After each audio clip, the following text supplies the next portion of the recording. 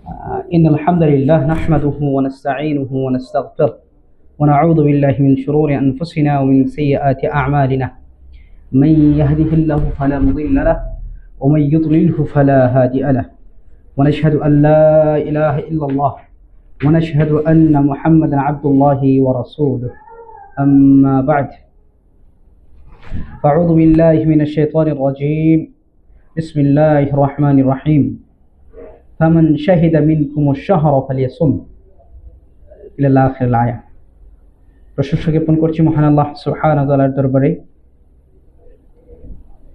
যার অশেষ অনুগ্রহে আমরা প্রতিদিনকার নেই আজকেও সহজ সিয়াম শিক্ষা কোর্সে উপস্থিত হওয়ার তৌফিক পেয়েছি।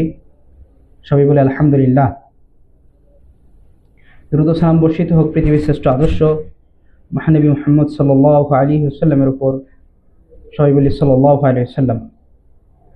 আল্লাহ নবী সাল্লাল্লাহু আলাইহি ওয়াসাল্লামের উপর সবাই মনে মনে সাল্লাল্লাহু আলাইহি ওয়াসাল্লাম পড়েন, কারণ আল্লাহ নবী সাল্লাল্লাহু আলাইহি ওয়াসাল্লামের উপর দুরূদ পাঠ করলে যদি কোনো ব্যক্তি তার শোনার পরে দুরূদ পাঠ না করে, তাহলে ওই ব্যক্তিকে দুনিয়াতে সবচেয়ে কৃপণ বলা হয়েছে।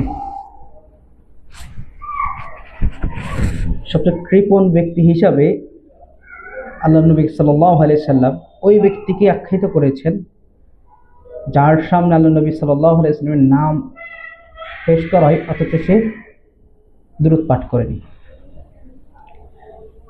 এছাড়াও কোনো বান্দি যদি আল্লাহ নবী সাল্লাল্লাহু আলাইহি ওয়াসাল্লামের উপর দুরূদ পাঠ করে, তার উপর আল্লাহ সুবহানাহু ওয়া তাআলার পক্ষ থেকে তিনটা গিফট দেওয়া হয়, তিনটা উপহার দেওয়া হয়। ইমাম ইবনুল কাইয়িম রাহিমাহুল্লাহ তার যিকরুল্লাহ গ্রন্থে আপনার 40-এর উপরে ফওয়ায়েদ উপকারিতা এনেছেন। আল্লাহ নবী সাল্লাল্লাহু আলাইহি ওয়াসাল্লামের উপর যে ব্যক্তি দুরূদ পাঠ করে তার 40টার উপরে উপকারিতা এনেছেন, 40টা লাভ এনেছেন।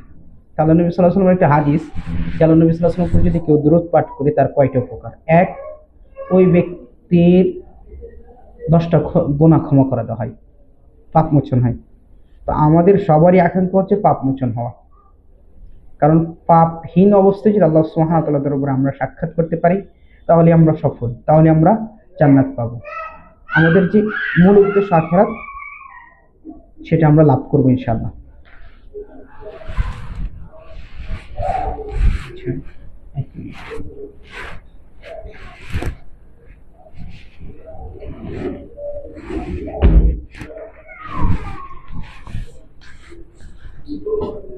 আফওয়ান, এরপরে আল্লাহ নবী সাল্লাল্লাহু আলাইহি ওয়াসাল্লামের উপর যদি কেউ দরুদ পাঠ করে,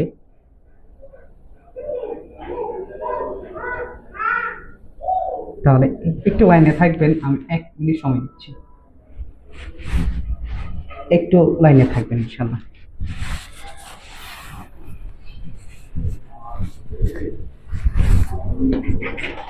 ও আপনার সাথে খেলতেছে?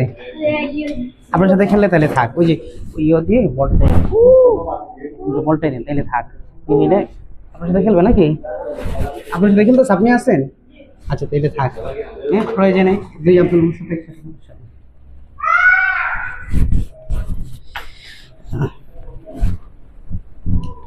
আফান।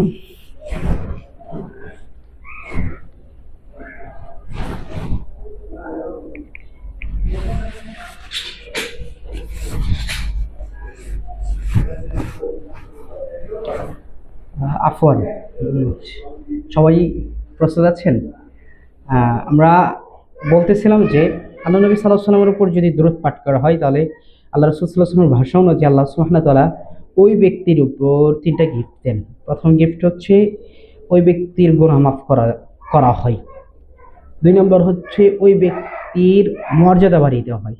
আমরা সবাই দুনিয়াতে মর্যাদা চাই, সবাই চাই। আপনি যদি মর্যাদা পাইতে চান, তাহলে এই আমলটা করতে হবে বেশি বেশি। সমাজে আপনাকে অসম্মানের চোখে দেখে, বাড়ি থেকে অসম্মানের চোখে দেখে, বা আপনার সমাজে আপনাকে অসম্মানের দৃষ্টিতে দেখে, বা আপনাকে সম্মানের দৃষ্টিতে দেখে আপনি আরও বেশি সম্মানিত হতে চান, তাহলে আপনার উচিত হচ্ছে বেশি বেশি দরুদ পাঠ করা। তাহলে ইনশাআল্লাহ আল্লাহ রাসূল সাল্লাল্লাহু আলাইহি ওয়াসাল্লামের এই বক্তব্য অনুযায়ী আপনি সম্মানিত হবেন। 2, 3, আল্লাহ সুবহানাহু ওয়া তাআলা এক হচ্ছে বললাম আমরা, আফwan, যে এক হচ্ছে গুনাহ ক্ষমা করে, দুই মর্যাদা বাড়ায় দিই, তিন, আস্তাগফিরুল্লাহ, আমি ভুলে গেলাম, আমার খেয়াল ছিল।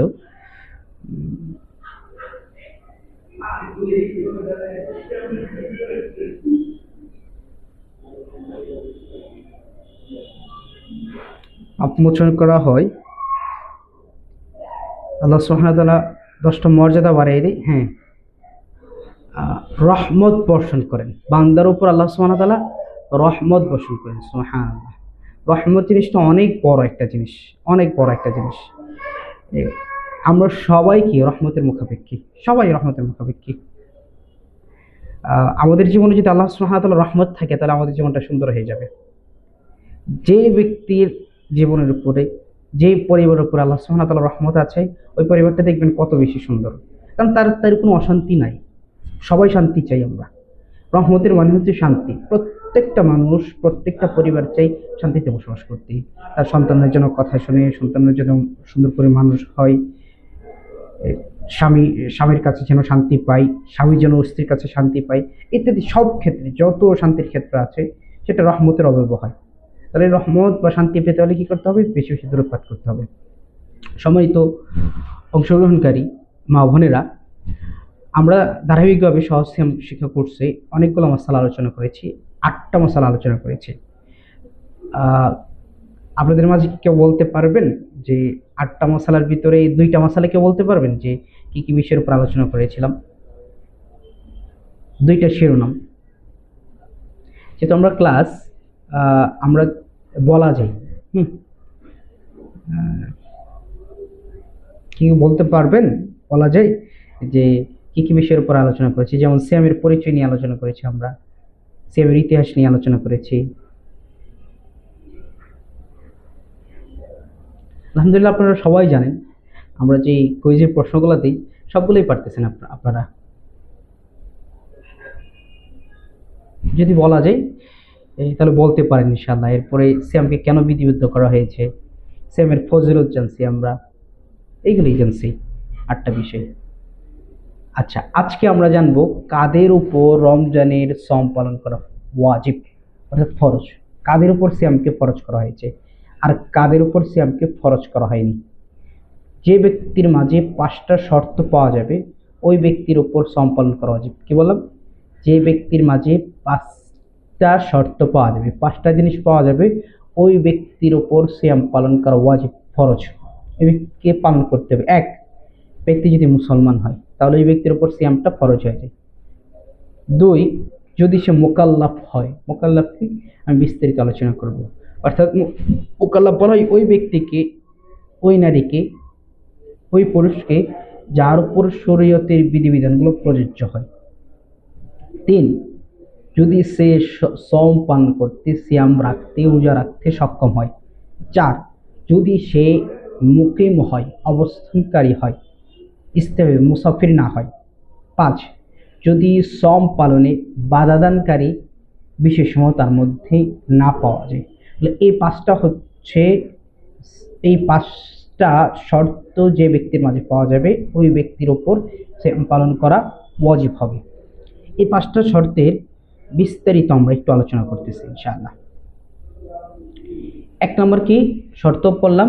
যে মুসলিম হওয়া। ব্যক্তি যদি মুসলিম হয় তাহলে ওই ব্যক্তির ওপর সিয়াম পালন করা ওয়াজিব। তাহলে মুসলিম হওয়া যদি আমরা শর্ত করি, তাহলে কাফির ব্যক্তি এর আওতা বহির্ভূত, মানে কাফের ব্যক্তি এর অন্তর্ভুক্ত নেই। তাহলে কাফের ব্যক্তির ওপর কি সিয়াম পালন ফরজ নয় বা বাধ্যতামূলক নয়। সে যদি সিয়াম পালনও করে, তারপরে তার পক্ষ থেকে সেটা কবুল হবে না, কারণ ইসলাম হচ্ছে কবুল হওয়ার মানদণ্ড। ইসলাম ছাড়া কোনো ব্যক্তি যত ভালো আমল করুক, তার ওই আমল আল্লাহ রাব্বুল আলামিনের কাছে গ্রহণযোগ্য হবে না। কারণ আল্লাহ সুবহানাহু ওয়া তাআলা বলছেন কি, ওমাই ইয়াবতাগি গায়রাল ইসলাম দীনান ফালা ইউকবাল মিনহু। যে ব্যক্তি ইসলাম ছাড়া অন্য কোনো ধর্ম তালাশ করবে, তার ধর্ম সেটা কবুল করা হবে না। আর যদি কোনো ব্যক্তি কাফের ছিল, কাফের থাকার পরে যদি ইসলাম গ্রহণ করে, তাহলে ওই ব্যক্তির উপর কি কাজাও আদায় করতে হবে না। কাফের ছিল, এরপরে ইসলাম গ্রহণ করেছে, কাজাও আদায় করতে হবে না। আল্লাহ সুবহানাহু ওয়া তাআলা পবিত্র কোরআনে বলছেন, সূরা তাওবা 54 নম্বর আয়াত, ওমা মানাআহুম আন তুকবালা মিনহুম নাফাকাতুহুম ইল্লা আন্নাহুম কাফারু বিল্লাহি ওয়া বিরাসূলিহি ওয়ালা ইয়াতুনা আস-সালাতা ইল্লা ওহুম কুসালা ওয়ালা ইউনফিকুনা ইল্লা ওহুম কারিহুন। যে আর তাদের দানসমূহ কবুল হতে এটাই বাধা দিয়েছিল যে তারা আল্লাহ এবং তার রাসূল মুহাম্মদ এর সাথে কুফরি করেছিল এবং তারা শুধু অলসতা বশতই সালাতে উপস্থিত হতো, আর তারা শুধু বাধ্য হয়েই অনিচ্ছাকৃতভাবে দান করত। এটা হচ্ছে আল্লাহ সুবহানাহু ওয়া তাআলার বক্তব্য। এখানে একটা বিষয় খেয়াল করুন, কে বলছে ওমা মানাআহুম আন তুকবালা মিনহুম নাফাকাতুহুম ইল্লা আন্নাহুম কাফারু বিল্লাহি ওয়া বিরাসূলিহি। তারা যে দান করতো, মানে কাফের মুশরিকরা যে দান করতো, তাদের এই দানটা কবুল হতে এটাই বাধা দিছে যে তারা আল্লাহ এবং তার রাসূলকে অস্বীকার করছে, মানে ইসলাম আনে নাই। তারা যত দান করুক তাদের দান কাজে আসবে না, কারণ দান এমন একটি ইবাদত বিপদ আপদ দূর করে দেয়। দান এমন একটি ইবাদত যেটা কি বান্দার বান্দার বান্দার বান্দার উপর আল্লাহ সুবহানাহু ওয়া তাআলার রাগকে মিটিয়ে দেয়। দান এমন একটা ইবাদত যা মানুষের যদি বিপদ আপদ থাকে সেটা দূর করে দিবে। তো দেখা যাচ্ছে যে এই যদি ব্যক্তির দানটা কোনো উপকার না আসে, দানটা এবং দানের এমন একটা ইবাদত যেটা তাৎক্ষণিক উপকার পাওয়া যায়, অন্য অন্য কিছু ইবাদতের পরবর্তীতে ফল আসে, কিন্তু দানটার ফলাফল তাৎক্ষণিক আসে। এখন কোনো ব্যক্তি এর যেমন যদি তাৎক্ষণিক না আসে, আপনি ধরে নিতে পারেন না যে যে নিয়ত দান করছে ওই নিয়তটা বাস্তবায়ন হয়নি দেখে আপনি বুঝে নেবেন না যে আপনার দান কবুল হয়নি, না, আপনার অন্য এক দিক থেকে সেটা কবুল হয়ে গেছে। আমাদের কিছু কিছু সালাফগণ এই আমল করতেন যে যখন আল্লাহ সুবহানাহু ওয়া তাআলার কাছে দোয়া করতেন বা দান করে কোনো কিছুর নিয়তে দান করতেন, এরপরে যদি দেখতো যে এটা কবুল হয়নি, তখন তাদের আচরণটা ছিল এরকম যে যদি কবুল হতো তাহলে আলহামদুলিল্লাহ, আর যদি কবুল না হয়েছে তাহলে 10 বার আলহামদুলিল্লাহ পড়তো। কেন 10 বার আলহামদুলিল্লাহ পড়তো? যদি না কবুল হয়নি দোয়া, উদ্দেশ্য কবুল হয়নি, কিন্তু 10 বার আলহামদুলিল্লাহ পড়তো। কেন 10 বার আলহামদুলিল্লাহ পড়তো? 7 বার পড়তো এই কারণে যে, কারণ আমি তো চেয়েছি, আমি জেনেছি যে এটা আমার জন্য কল্যাণ, এই কারণে আমি দোয়া করছি, এটা আমার বুঝ। কিন্তু আল্লাহ সুবহানাহু ওয়া তাআলা তার নিজ বুঝে নিজ তত্ত্বাবধানে সেটা করেন নাই, কারণ আল্লাহ আমার জন্য আরো বেশি কল্যাণ চাইছেন, এই জন্য সে 10 বার আলহামদুলিল্লাহ পড়তো। তাহলে মুসলিম হওয়া হচ্ছে আপনার শর্ত সিয়াম কবুল হওয়ার জন্য। আর কোনো ব্যক্তি যদি মুসলিম না হয় তাহলে তার উপর কি সিয়াম ফরজ নয়, এবং সিয়াম পালন করলে শুদ্ধ হবেও না। তবে অনেক ওলামা কেরামগণ বলছেন যে এই কাফেরদের উপর সিয়াম পালনটা ফরজ। ফরজ কারণ কি, সে তো এক আল্লাহর ঈমান না এনে অস্বীকার করছে, তার রাজত্ব পাবে, এরপরে কি সিয়াম ফরজ বিধান। যদি কোনো মুসলমানও ছেড়ে দেয়, কোনো মুসলমানও যদি ছেড়ে দেয়, তাহলে যদি কোনো মুসলমানও যদি সিয়াম ছেড়ে দেয় তাহলে তাকে জবাব দিতে হবে। তাহলে যে আল্লাহ নাফরমান, আল্লাহর জমিনে থাকতেছে, আল্লাহর পৃথিবীতে থাকতেছে, সে সিয়াম ছেড়ে দিলে কেন জবাবদিহিতার অন্তর্ভুক্ত হবে না? এই কারণে অনেক ওলামা কেরামগণ বলেছেন কি, যে যদি কোনো কাফের সিয়াম ছেড়ে দেয়, সিয়াম না রাখে, তার উপর ফরজ না, কিন্তু না রাখার কারণে আযাবটা ডবল হবে। এক তো কাফেরের কারণে আযাব হবে, এরপরে এই সমস্ত আমল না করার কারণে আরো ডবল হবে। দ্বিতীয় শর্ত হচ্ছে ওই সিয়াম ফরজ হওয়ার মুকাল্লাফ হওয়া, যার উপর শরীয়ত দায়িত্ব দিয়েছে, দায়িত্বপ্রাপ্ত হয়েছে। মুকাল্লাফ হতে হলে কি লাগে? এক হচ্ছে বালেগ হতে হয়, 2 আকেল বুদ্ধিমান হতে হয়, বালেগ প্রাপ্তবয়স্ক হতে। এখন প্রাপ্তবয়স্ক হওয়ার সিনড্রোম কি, আপনি কিভাবে ওই মানুষটাকে প্রাপ্তবয়স্ক হয়েছে আপনি ধরবেন? এর 3টা কারণ শরীয়তে আসছে, 3টে বিষয় আসছে যে ওই ব্যক্তিটা বালেগ হয়েছে, প্রাপ্তবয়স্ক হয়েছে। এক, ওই ব্যক্তির 14 বা 15 বছর হয়েছে। যে কারো 14 বা 15 বছর হয়ে যায় তাহলে আপনি তাকে বালেগ ধরে নেবেন। 2, নাভির নিচের যদি লোম গজায়, যদি যে কোনো একটা থাকলে কি সে বালেগ হয়ে গেছে, যদি নাভির নিচের লোম গজায় তাহলে সে বালেগ হয়ে গেছে। 3, যদি কারো ইহতিলাম হয়, স্বপ্নদোষ হয়, তাহলে সেক্ষেত্রেও কি ধরে নিতে হবে সে বালেগ হয়ে গেছে। এই 3টা বিষয় হচ্ছে বালেগ হওয়ার মাপকাঠি, মানে শরীয়তে যে বুলুগ বলছে, আর বালেগ হলে কি ওই ব্যক্তির উপর শরীয়তের ইবাদতগুলো ফরজ হয়ে যায়। এর আগে শরীয়তের ইবাদতগুলো ফরজ থাকে না, যেমন সালাত, সিয়াম ইত্যাদি বিষয়গুলো, যাকাত, এগুলো ফরজ থাকে না। আর এই তিনটা বিষয় যখন পাওয়া যায়, বালেগ যখন হয়ে যায়, তাহলে ওই ব্যক্তির উপর ফরজ হয়ে যায়। বালেগ হতে হবে। 2 নম্বর হচ্ছে আকেল, বুদ্ধিমান হতে হবে, বিবেক সম্পন্ন হতে হবে। যদি বিবেক বুদ্ধিমান হয় তাহলে তার উপর কি ইবাদত করতে হবে, তাহলে সে মুকাল্লাফ হবে। তার মানে শিশু বাচ্চাদের উপর তাহলে সিয়াম নাই, কারণ তারা যেহেতু বুদ্ধি বিবেক নেই। কিন্তু সাহাবাতের আমল ছিল তাদের ছোট বাচ্চাদেরকে সিয়াম রাখাতেন, এটা নফল কিন্তু ফরজ নয়। তেল পাগলের থেকে বের হয়ে যায়। যদি আমরা বলি যে আকেল, বুদ্ধিমান, বিবেক সম্পন্ন হতে হবে, এটা হচ্ছে শরীয়তের বিধান ফরজ হওয়ার জন্য একটা শর্ত, তাহলে পাগলের উপর কি বিধান রহিত হয়ে যাবে, সালাদ সিয়াম রহিত হয়ে যাবে। যখন তার জ্ঞান ফিরে আসবে তখন তার উপর কি অটোমেটিকলি কি হয়ে যাবে, ফরজ বিধানগুলো সাব্যস্ত হয়ে যাবে। তাহলে আমরা বুঝতে পেরেছি মোকাল্লাফ হওয়া কি। মোকাল্লাফ মানে যে ব্যক্তির উপর কি শরীয়তের বিধিবিধানগুলো প্রযোজ্য হয়। আর শরীয়তের বিধিবিধানগুলো প্রযোজ্য হতে হলে কি লাগবে, বালিগ হতে হয়, আকেল হতে হয় এবং জ্ঞানবান হতে হয়। 3, সিয়াম পালনে সক্ষমতা থাকা। তৃতীয় শর্ত হচ্ছে সিয়াম পালনে সক্ষমতা থাকা। ওই ব্যক্তির উপর সিয়াম ফরজ যে ব্যক্তির শরীরে শক্তি আছে, যে ব্যক্তির উপর শরীরে শক্তি নাই ওই ব্যক্তির উপর সিয়াম ফরজ নেই। এর দলিল আল্লাহ সুবহানাহু ওয়া তাআলা পবিত্র কোরআন সূরা বাকারা 185 নম্বর আয়াতে বলেন যে ওমান কানা মারিদান আও আলা সাফারিন ফাইদ্দাতুম মিন আইয়ামিন উখর। ওমান কানা মারিদান, আর যে ব্যক্তি অসুস্থ, আও আলা সাফারিন অথবা সফরে আছে, ফাইদ্দাতুম মিন আইয়ামিন উখর, ওই ব্যক্তির জন্য পরবর্তী দিনগুলোতে রোজা রাখার সুযোগ আছে। ওই ব্যক্তি পরবর্তী দিনগুলোতে সিয়ামটা গণনা করবে। তাহলে সিয়াম পালনের সক্ষমতা থাকা, যদি সুস্থ থাকে কোনো ব্যক্তি তার উপর ফরজ, অসুস্থ ব্যক্তির উপর ফরজ নয়। আর এই অসুস্থতা বা অক্ষমতা 2 ধরনের হয়ে থাকে, এক হচ্ছে স্থায়ী আর একটা হচ্ছে অস্থায়ী। ধরেন এমন একজন রোগী স্থায়ী যে তার আপনারা সুস্থর আশঙ্কা নেই, অনেক মারাত্মক অসুস্থ, তারা সুস্থ আশঙ্কা নেই, এবং এমত অবস্থায় যদি সে রোজা রাখে তাহলে তার ক্ষতি হবে, তার অসুস্থতা আরো বেড়ে যাবে। যেমন বয়স্ক মানুষরা 60-70 বছরের উপরে যারা হয়ে যায়, তাহলে কি ওই ব্যক্তির জন্য উচিত হচ্ছে সিয়াম না রেখে ফিদিয়া দেওয়া।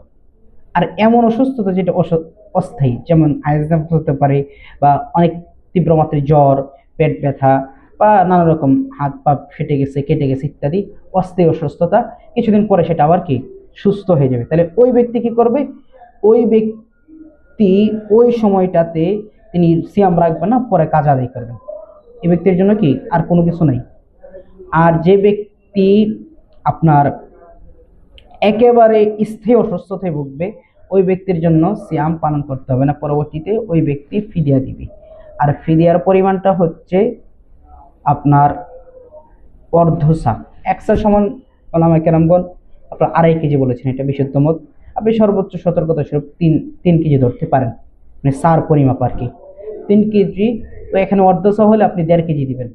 প্রতিদিন সেমের বদলি ওই ব্যক্তির, মানে অক্ষম ব্যক্তির বদলি 1.5 সা, অর্ধসা করে খাবার দিবেন, অর্থাৎ 1.5 কেজি করে খাবার আপনি ফকির মিসকিনকে খাওয়াবেন। 4 নম্বর শর্ত, সে যেন মুকিম বা অবস্থানকারী হয়। যে ব্যক্তি মুকিম ওই ব্যক্তির উপর সিয়াম ফরজ। তাহলে যে ব্যক্তি মুসাফির, সফরে আছে, ওই ব্যক্তির উপর সিয়াম ফরজ নেই। আল্লাহ সুবহানাহু ওয়া তাআলার বক্তব্য, মান কানা মারিদান আও আলা সাফারিন ফাইদ্দাতুম মিন আইয়ামিন উখর, যে ব্যক্তি অসুস্থ অথবা সফরে আছে ওই ব্যক্তির উপর, আও আলা সাফারিন, যে ব্যক্তি সফরে আছে, ফাইদ্দাতুম মিন আইয়ামিন উখর, ওই ব্যক্তি কি আরেকটা দিনে কি সিয়াম পালনটা গণনা করতে পারে, মানে রাখতে পারে। তাহলে সফরে আছেন, আপনি কোথাও দূরে যাচ্ছেন, ঢাকা যাচ্ছেন, বা দেশের এক প্রান্ত থেকে অন্য প্রান্তে যাচ্ছেন, বা বিদেশ যাচ্ছেন, তো এই অবস্থায় আপনি ফরজ সিয়াম, রমজানের সিয়ামও কি না রাখতে পারেন, এটা আপনার রুখসাত আছে। পরবর্তীতে আপনি সেটা কাজা করে নিতে পারেন, এটা আপনার জন্য সুযোগ আছে। তবে এখানে একটা বিষয় হচ্ছে, রমজান মাসের ফজিলত অন্য মাসের চাইতে অনেক অনেক বেশি।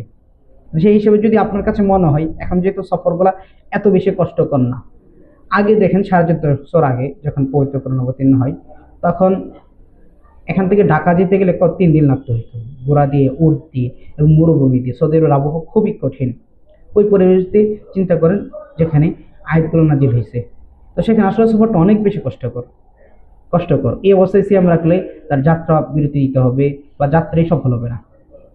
আর এখন বর্তমানে ঢাকা যান আপনি 3 ঘন্টায় ঢাকা চলে যাবেন, আপনার কষ্টই হতে হবে না। তাহলে আপনি কি করবেন? সিয়াম রাখবেন কি রাখবেন না? তো এই অবস্থায় আপনার জন্য বিধান হচ্ছে যে আপনি চাইলেই সিয়াম ভাঙতে পারেন, যেহেতু রুখসাতটা আম, সফরকারী হলেই কি সিয়াম ভাঙা যায়, এটা যেহেতু আল্লাহ সুবহানাহু ওয়া তাআলার নির্দেশনা আছে। তবে উত্তমতা বিবেচনায় এমন সফর যে সফর করলে আপনার কষ্ট অনুভূত হবে না, তেমন কষ্ট হবে না, তাহলে আপনি সেই সফরে আপনি সিয়াম রেখে দিতে পারেন। কারণ রমজানের ফজিলত অন্য মাসের চাইতে অনেক বেশি। রমজান আপনি সিয়ামটা রাখলেন এক। দ্বিতীয় বিষয় হচ্ছে আপনার তো পরে রাখলেও তো সিয়াম রাখতেই হবে। এখন সব মুসাফির আছেন, পরে রাখলেও তো এই সিয়ামটা তো ছুটে গেল না, কাজ আপনার আদায় করতে হবে। তো যদি আপনার সফরে যদি কষ্ট না হয় তাহলে রেখে দেবেন, এটা হচ্ছে কথা। আর যদি মনে করেন কষ্ট, তাহলে আপনি আবার রাখবেন না। কিছু ওলামা কেরামগণ বলেছেন যে যদি তার কষ্টটা অনেক বেশি হয় তারপরেও যদি সে সিয়াম রাখে সেটা হারাম হবে, তাহলে কখন কতটুকু ক্ষতির পরিমাণ থাকলে ব্যক্তির উপর সিয়ামটা হারাম হয়, এ ব্যাপারে দুইটা বিষয় ওলামা কেরামগণ বলেছেন। এক, ব্যক্তি মুসাফির অবস্থায় বা ব্যক্তি এমন রোগী যে ইন্দ্রিয় দিয়ে অনুভব করতে পারবে যে তার শ্রম পালনে ক্ষতি হচ্ছে বা কষ্ট হইতেছে বা তার সুস্থতা দেরি হবে, তো এমন অবস্থায় সে রোজা রাখবে না। অথবা কোনো ডাক্তার বললো যে আপনি সফরে গেছেন, আপনার শরীরে তো সমস্যা আছে, আপনি যদি এই এক তো সফরটা কষ্ট করে বা আপনার মাঝে এমন একটা রোগ আছে, আপনি যদি এখন সিয়াম রাখেন তাহলে আপনার সমস্যা হবে।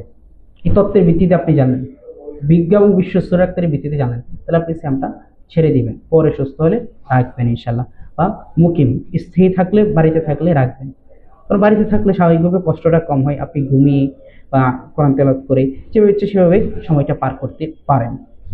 5 নম্বর, শ্রম পালনে বাধাদানকারী বিষয়সমূহ না পাওয়া। শ্রম পালনে বাধাদানকারী বিষয়সমূহ না পাওয়া, যদি এগুলো না থাকে তাহলে আপনার উপর সিয়াম পালন করা ফরজ। তাহলে শ্রম পালনকারী বাধাদানকারী বিষয়গুলো কি?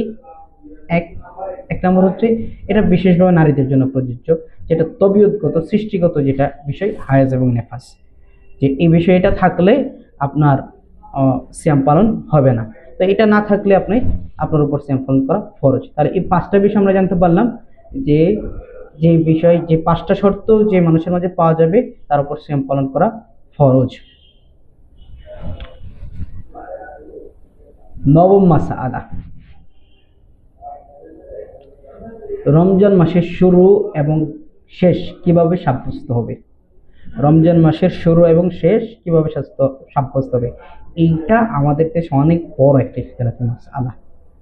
যে এই কোথাও দেখবেন যে একদিন আগে সিয়াম শুরু করে, আবার কোথাও একদিন পরে সিয়াম শুরু করে। আর একদিন আগে পরে শুরু করার সাথে কি হয়, ঈদও একদিন আগে পড়া হয়, ঈদও কি একদিন আগে পড়ায়। এটা নিয়ে ইখতিলাফি অনেক কথাবার্তা আছে, অনেক লেখালেখি আছে, আরবি আলেমরা রেখেছেন, দেশীয় আলেমরা রেখেছেন, বই আছে, একাধিক বই আছে। আমি সারসংক্ষেপ সহজ ভাষায় দুইটা কথা বলবো যে কিভাবে রমজান মাস সাব্যস্ত হবে। আমি হাদিস বলবো, আপনারা সেখান থেকে বুঝে নেবেন। রমজান মাসের সূচনা সাব্যস্ত হবে নিজে বা অন্যের মাধ্যমে। এক বললাম, রমজান মাসের সূচনা সাব্যস্ত হবে। কিভাবে রমজান মাসটা শুরু হবে? যদি আপনি রমজান মাসটা শুরু নিশ্চিত হতে পারেন, তাইলে আপনার একদিন আগে পরে সিয়াম রাখাটা, এই মাসালাটা বা এই কথাটা আসবে না। আমরা জানি যে যে আমরা অনেকেই ভেঙ্গাই যে চাঁদপুরে একদিন আগে ঈদ করে ফেলে, মানে কি তারা একদিন আগে সিয়াম রাখা শুরু করে, শুধু চাঁদপুর না, চাঁদপুরের সব জায়গায় না, একটা অঞ্চলে। এরপরে কি আপনার বাংলাদেশের বিভিন্ন জায়গায় আছে, আমাদের কিশোরগঞ্জ ইটনা নামক এক থানাতে এই বিষয়টা আছে। এরপরে প্রায় বগুড়াতে আছে, এরপরে পঞ্চগড়ে আছে, রাজশাহীতেও আছে, বিভিন্ন অঞ্চলে আছে যে একদিন আগে ঈদ করে একদিন আগে সিয়াম রাখে। যারা একদিন আগে ঈদ করে তারা একদিন আগে সিয়াম পালন করে। যেহেতু একদিন আগে সিয়াম পালন করলে তাদের 30 দিন পূর্ণ হয়ে যায়, তাহলে তারা স্বাভাবিকভাবে একদিন আগে ঈদ করবে। আচ্ছা, তাহলে কিভাবে রমজান মাসটা শুরু হয়েছে, শুরু সাব্যস্ত করবেন, এটা হচ্ছে আমাদের এখনকার জানার বিষয়। রমজান মাসের সূচনা সাব্যস্ত হবে নিজে বা অন্যের মাধ্যমে কিংবা সংবাদের মাধ্যমে নতুন চাঁদ দেখার দ্বারা। এখন শাওয়াল মাস চলমান, রমজান সাব্যস্ত সাব্যস্ত হবে কিভাবে? আপনি নিজে আকাশে চাঁদ দেখবেন, দেখতে পাইছেন যে রমজান মাস শুরু হয়েছে, আপনি সিয়াম পালন শুরু করে দেবেন। মানে আগের দিনই তো দেখা যায়। আরবি মাসটা গণনা হয় কি জানেন? রাত থেকে, রাতে চাঁদ উঠলে এটা দিন শুরু হয় আরবিতে আর কি। আর আমার দিনের আলো দেখে দিনইও করি আর কি। তারিখ শুরুই হচ্ছে কি, চাঁদ দেখে তারিখ শুরু হয়। আপনি যখন চাঁদ দেখলেন পরের দিনই সিয়াম পালন করবেন, নিজের যদি চাঁদ দেখেন রমজানের, অথবা অন্যের মাধ্যমে সংবাদ পাইছেন বিশ্বস্ত যে তারা চাঁদ দেখেছে, এর উপর অনেক হাদিস আছে। অথবা সংবাদ মাধ্যমে, যেমন আমরা টিভিতে অনেক সংবাদ মাধ্যম দেখি, কারণ ওরা স্যাটেলাইটের মাধ্যমে জানে যে চাঁদ উঠছে, এটা জানতে পারে। এই কারণে এই তিনটা বিষয়, নিজে অথবা অন্যের মাধ্যমে কিংবা সংবাদের মাধ্যমে। যদি একজন ন্যায়পরায়ণ মুসলিম নতুন চাঁদ দেখা সাক্ষ্য দেয়, তাহলে তার এই সাক্ষ্যের মাধ্যমে রমজান মাসের সূচনা সাব্যস্ত হবে। আল্লাহ সুবহানাহু ওয়া তাআলা পবিত্র কোরআনে বলেন, সূরা বাকারা 185, ফামান শাহিদা মিনকুম শাহরা, তোমাদের মাঝে যে ব্যক্তি এই মাসে উপস্থিত হয়, ফালিয়াসুমহু, সে যেন কি করে? সিয়াম পালন করে। নবী সাল্লাল্লাহু আলাইহি ওয়াসাল্লাম বলেন, ইদা রাআইতুমুহু ফাসুমু, যখন তোমরা চাঁদ দেখবে তখন সিয়াম পালন করবে। তাহলে দেখেন, আমার দেশে ধরেন আমি চাঁদ দেখতে পাইলাম না, কিন্তু ভিন্ন এক দেশে একজন চাঁদ দেখেছে, এবং বা অন্য এক জেলার ভাই চাঁদ দেখেছে এবং নির্ভরযোগ্য মুমিন সে জানাইছে, তাহলে এইটার উপর ভিত্তি করে আপনি সিয়াম রাখতে পারেন। আপনার এই সিয়ামটা নাজায়েজ হবে না। তাহলে একদিন আগে যারা সিয়াম রাখে, যেমন সৌদি আরবের চাঁদ দেখে ভিত্তিতে, যেটা স্যাটেলাইটের মাধ্যমে আসে, প্রথমে বলেন যে এটা হচ্ছে ইজতিহাদি মাসালা, আমরা মধ্যমপন্থী। ইজতিহাদি মাসালা কেউ যদি রাখে, তাদের সিয়ামটা একেবারে বাতিল, তাদের ঈদটা একেবারে বাতিল হয়ে যাবে, এটা ঠিক নয়, এটা বলা যাবে না। দুই, বিশুদ্ধ কথা হচ্ছে আপনি নিজ নিজ দেশ অনুযায়ী, নিজ নিজ দেশের চাঁদ অনুযায়ী নিজ চোখে চাঁদ দেখে কি করবেন? আপনি সিয়াম পালন করবেন। এটা হচ্ছে সবচেয়ে নিরাপদ। কারণ আল্লাহ রাসূল বলছেন, ইদা রাআইতুমুহু ফাসুমু, যখন তোমরা তা দেখবে, চাঁদ দেখবে, তখন সিয়াম রাখবে। আপনি যখন চাঁদ দেখলেন আপনার নিজ দেশে, তখন আপনি কি করবেন? সিয়াম রাখবেন। সৌদি আরবে চাঁদ দেখা গেছে এই কারণে না। আরেকটা বিষয়, হ্যাঁ, সৌদি আরবে চাঁদ দেখা গেছে রাষ্ট্রীয়ভাবে, যদি সরকার এটা কি করতো, আপনাকে এই ফরমান জারি করতো যে দেখা গেছে আমরা বিশ্বাস করে নিয়েছি, আপনারা সবাই সিয়াম রাখেন, তাহলে সবাই একমত এই ক্ষেত্রে যে সবাই একসাথে সিয়াম রাখতে পারে। এই মশলাটা নিয়ে যুগ যুগ ধরেই কি ইখতিলাফ চলে আসছে।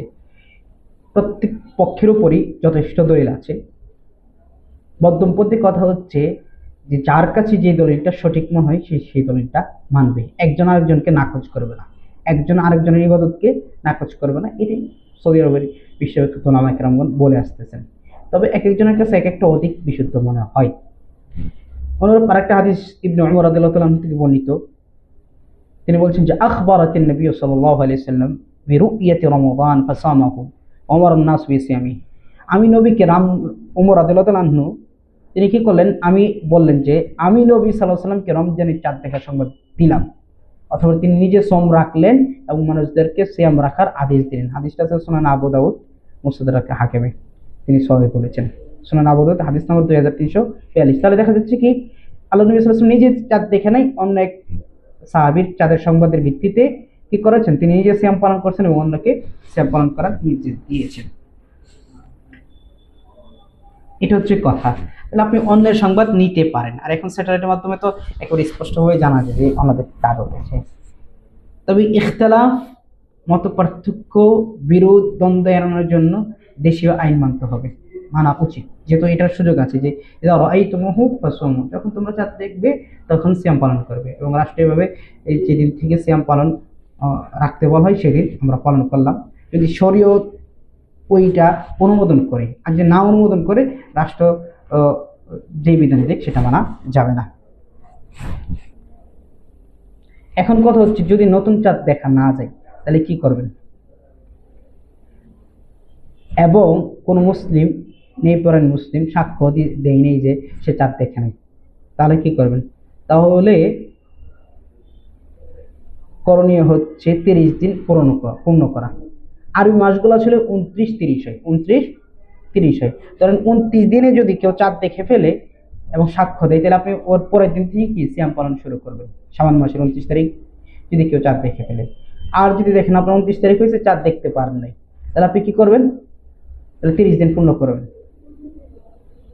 তাহলে তবে কখনোই কি শাক সন্ধ্যার জন্য উঠে রাখবেন না, যেমন 29 তারিখে চাঁদ উঠে যাওয়ার কথা কিন্তু উঠতেছে না, সম্ভবত উঠে নেই, এরকম সন্দেহ করে বা উঠছে ধারণা করে আপনি শ্যাম রেখে দিলেন, সন্দেহের ভিত্তিতে শ্যাম পালন করলে সেটা হারাম হবে। আমরা পড়ছিলাম শ্যামের প্রকারভেদ, এর ভিতরে একটা হারাম ছিল যে কি সন্দেহের দিনে শ্যাম পালন করা, বা মাকরুতে পড়ছিলাম আমরা। তাহলে আপনি সন্দেহ না রাখে 30 দিন পূর্ণ করে দেবেন। এক যদি নতুন চাঁদ দেখেন তাহলে আপনি সিয়াম শুরু করবেন, আর না হলে 30 দিন পূর্ণ করে আপনি সিয়াম পালন করবেন। এটাই হচ্ছে বিশুদ্ধ কথা। আপনি চাঁদ দেখতে পান নাই, আপনার সন্ধ্যের দিনে সিয়াম পালন করার দরকার নেই, কারণ আল্লাহ সুবহানাহু ওয়া তাআলার প্রত্যেকটা বিধান এই মূলনীতির উপর দাঁড়িয়েছে যে লা ইকাল্লিফুল্লাহু সাআহা, যে আল্লাহ সুবহানাহু ওয়া তাআলার সাধ্যের বাইরে কারো উপর কোনো বিধান চাপিয়ে দেয়নি। আপনার যতটুকু সামর্থ্য আছে ইত্তাকুল্লাহ মাসতাতা'তুম, আপনি আল্লাহকে আপনার সাধ্য অনুযায়ী ভয় করুন। আপনার সাধ্যের বাইরে চলে গেছে, এটা আপনার আল্লাহ সুবহানাহু ওয়া তাআলা ইনশাআল্লাহ ধরবেন না। নবী সাল্লাল্লাহু আলাইহি ওয়াসাল্লাম বলছেন যে সুমু লিরুইয়াতিহি ওয়া আফতিরু লিরুইয়াতিহি, তোমরা চাঁদ দেখে সিয়াম পালন করবে, ওয়া আফতিরু লিরুইয়াতিহি, এবং চাঁদ দেখে সিয়াম ভঙ্গ করবে। ফা ইন গুব্বি আলাইকুম ফাআকমিলু ইদ্দাত শাবান 30, এই যে আমার কথার দলিল। ফা ইন গুব্বি আলাইকুম, আকাশ যদি মেঘাচ্ছন্ন থাকে, মানে চাঁদ যদি না দেখতে পান, ফাআকমিলু, তাহলে তোমরা পূর্ণ করবে ইদ্দাত শাবান 30, শাবান মাসের 30 দিন পূর্ণ করবে। রমজানের ক্ষেত্রে একই কথা, 29 তারিখে যদি চাঁদ উঠে যায় তাহলে 29 তারিখে শেষ করে দেবেন, রমজানের সিয়াম আপনার পূর্ণ হয়ে গেছে। আর যদি মনে করেন যে এই না 29 তারিখে আপনি চাঁদ দেখেন নাই, তাহলে আপনি 30 দিন পূর্ণ করার পরে 30টা রোজার বেশি আর রাখতে হবে না, চাঁদ দেখেন বা না দেখেন ওটাও আপনি ছেড়ে দিবেন পরের দিন থেকে, কারণ 30 দিনের বেশি কি মাস হয় না, 30 দিনের বিষয়ে বেশি রোজা নাই, ফরজ সিয়াম নাই এইটা। তাহলেই আমরা এখন একটু গুরুত্বপূর্ণ আলোচনা করেছি রমজান মাস কিভাবে শুরু হবে, এটা কিভাবে সাব্যস্ত হবে। 2, আমরা আলোচনা করছি কি, এর আগে আলোচনা করছি কি, যে কাদের উপর সিয়াম পালন করা ফরজ হয়। আজকে আমরা আরেকটা 10ম মাসালা, এই মাসালাটা আলোচনা করে আমরা সিয়ামের প্রাথমিক যে আলোচনা নামে একটা পরিচ্ছেদ বা শিরোনাম দাঁড় করেছিলাম সেটা শেষ করব। এরকম 5টা শিরোনামে আমরা আলোচনা করব ইনশাআল্লাহ। 10 নম্বর মাসালা হচ্ছে সওমের নিয়তের সময় এবং নিয়তের হুকুম কি। আপনি যে সিয়াম রাখবেন এটার নিয়ত কখন করবেন এবং এই নিয়তের হুকুমটা কি। প্রথম কথা, রমজান মাসে সিয়ামের নিয়ত করা হচ্ছে ফরজ, আবশ্যক, এটা আপনাকে অবশ্যই করতে হবে। এটা সিয়ামের অন্যতম রুকন, আমরা প্রথম দিনই আলোচনা করেছিলাম। নবী সাল্লাল্লাহু আলাইহি ওয়াসাল্লাম বলেছেন ইন্নামাল আমালু বিন্নিয়াত ওয়া ইন্নামা লিকুল্লি ইমরিন মা নাওয়া, নিশ্চয় সকল আমল নিয়তের উপর নির্ভরশীল, ওয়া ইন্নামা লিকুল্লি ইমরিন মা নাওয়া, এবং প্রত্যেকটা কাজ ব্যক্তি যা নিয়ত করেছে সেই অনুযায়ী হবে। তাহলে রমজানের সিয়াম রাখতে হলে অবশ্যই আপনাকে নিয়ত করতেই হবে, অবশ্যই করতে হবে। নিয়ত যদি আপনি না করেন তাহলে আপনার সিয়াম হবে না। তো ফরজ সিয়ামের ক্ষেত্রে তাহলে আপনি কখন নিয়ত করবেন, রমজানের সিয়ামের ক্ষেত্রে কখন নিয়ত করবেন। বিশুদ্ধ কথা হচ্ছে রাতে নিয়ত করবেন, এবং প্রতিদিন সিয়ামের জন্য প্রতিদিন রাতেই নিয়ত করবেন, ফজরের 1 মিনিট পূর্বে হলেও।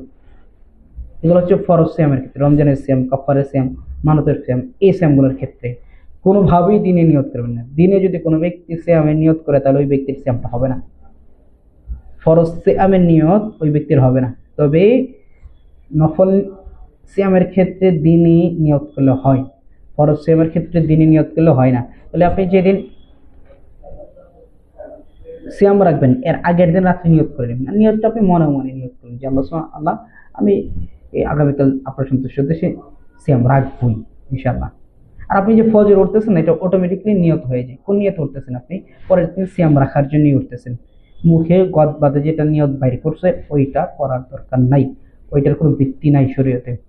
আপনি ফজরে কেন উঠতেছেন, পরের দিন রোজা রাখার জন্যই তো, নাকি অন্য কোনো কাজ করার জন্য, নাকি অন্য স্বামী স্ত্রীকে খাওয়ানোর জন্য?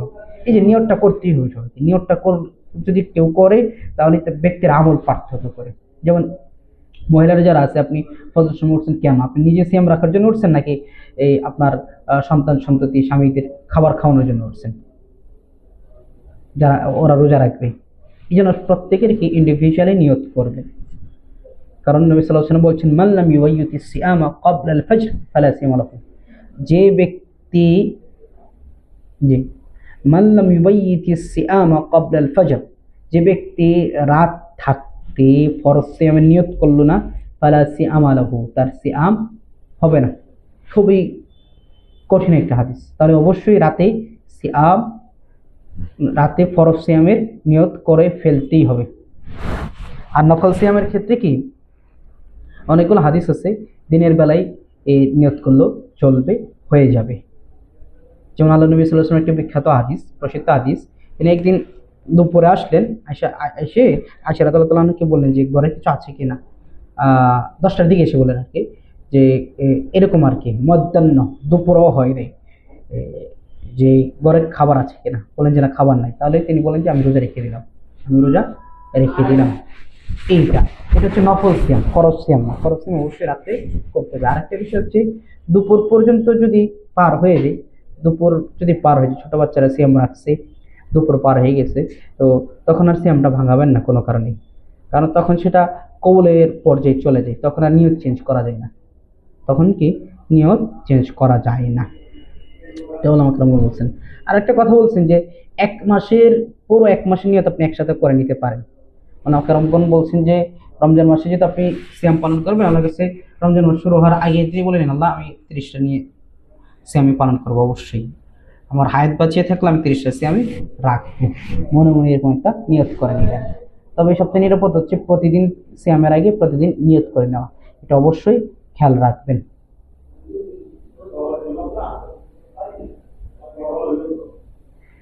আমরা কি আরেকটা মাসালা আলোচনা করব? যেটা আমাদের সময় আছে। আমরা 3টা মাসালা আলোচনা করেছি, আমরা কি বুঝতে পেরেছি কি? এখানে কারো প্রশ্ন আছে? যে কেউ কথা বলতে পারেন ইনশাআল্লাহ।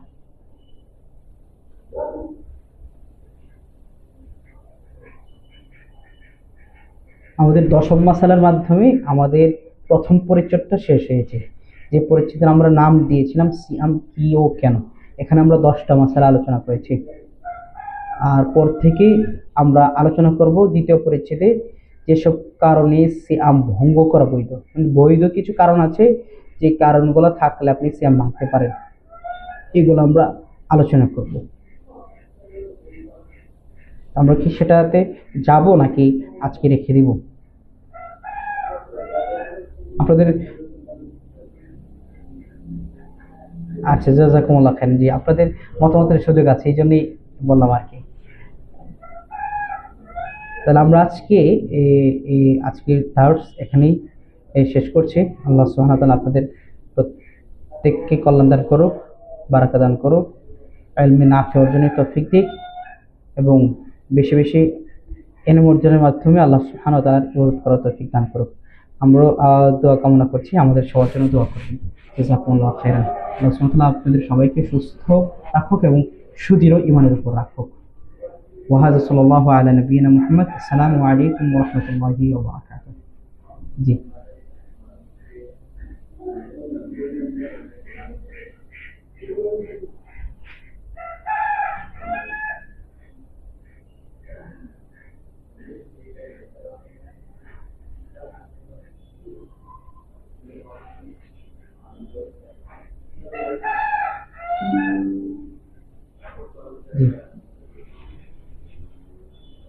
জি, জি,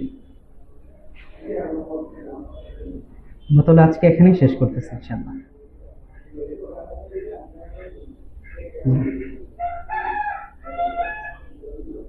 আসসালামু আলাইকুম।